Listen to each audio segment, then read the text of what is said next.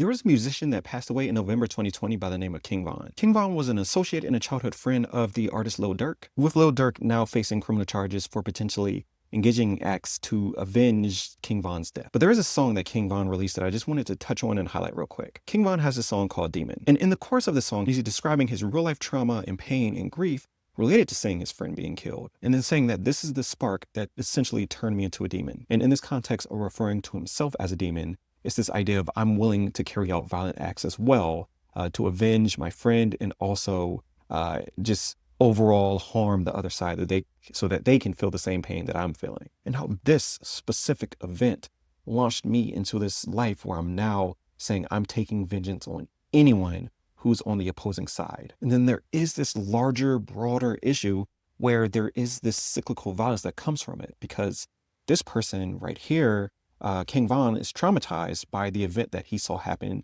to one of his close friends, who in the chorus, he said, "I loved you," and I meant it when I said that. And then in this context, let's say King Von carries out other acts that attacks the other side, then that other side also is dealing with the trauma and grief that comes with now one of their comrades, one of their friends being harmed, someone that they love. It's a really painful cycle that I've seen up close personally, living in different cities like Baltimore, outside of Washington, D.C., living in Birmingham. It's like sometimes these cycles with different sides kind of battling it out, but the real life trauma and pain that goes behind it, that's often unspoken, and how often in some of these communities, they don't feel as though they can trust clinicians or feel as though that they can trust law enforcement. And so in that context, what do you do? Like, who do they feel as though that they can turn to? But when violence is seen as a surefire way to get my vengeance, to get revenge, then you have this cycle that somewhat continues, because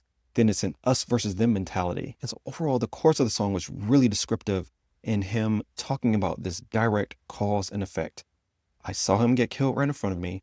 I'm now turning into this evil force, this demon, and I'm willing to attack anybody on this other side that I view as an enemy. And grief can be extremely painful, especially when it's an act committed by another person on someone who you love. And I've actually heard people who have been in the armed forces kind of describe the same sort of idea of someone hurt one of ours, now it's time for me to hurt some of theirs, when they have been on different deployments. And so this is just something to think about overall, when there are those violent acts that are committed to folks, loved ones and friends and families, how that unresolved trauma and pain and grief can sometimes turn people towards a very harmful path, especially if they want to take it upon themselves to get some sort of vengeance. So with that, understand that there are bereavement support groups. So, therapy that focuses on mourning the loss of someone. There are community level violence interventions. Overall, I'm just putting this idea out there. That song was really descriptive in cause and effect aspect of trauma, turning to pain, turning to a specific negative reaction that caused this person to then inflict trauma and pain and grief onto the other side. So with that, I'm going to stop the video there, and I hope that someone out there can find this video useful. Thank you.